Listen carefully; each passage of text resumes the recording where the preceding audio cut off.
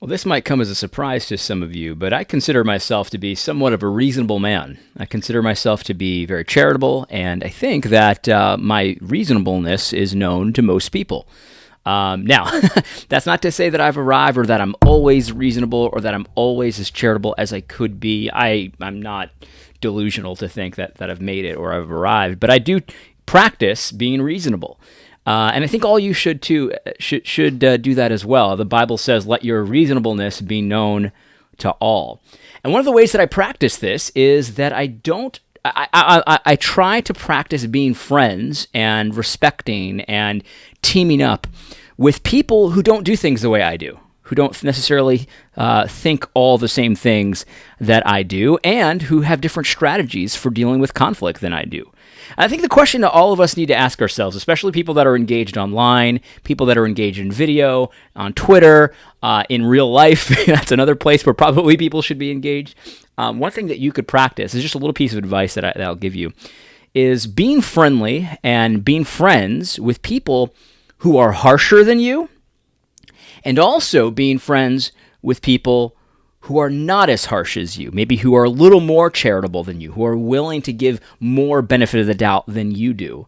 You see, here's the thing. I think all of us in theory know that we're not perfect, but a lot of times in practice, we act as if we are. So if somebody says something in a harsher way or in maybe a little bit more of a sharper way than you would, well, that's got to be something wrong, right? That's got to be sinful. That's got to be mean.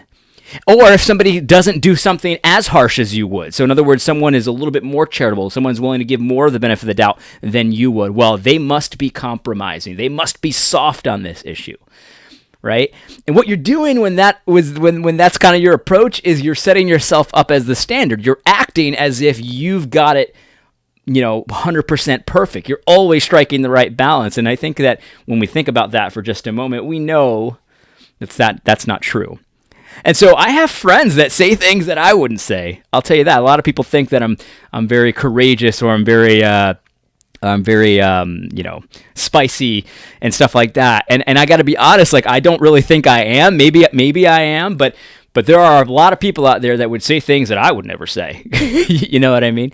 And I also likewise have friends, and I like people who don't do things as aggressively as I would. Now, it's okay to criticize that. I'm not saying you shouldn't criticize that and say, hey, you should probably be sharper.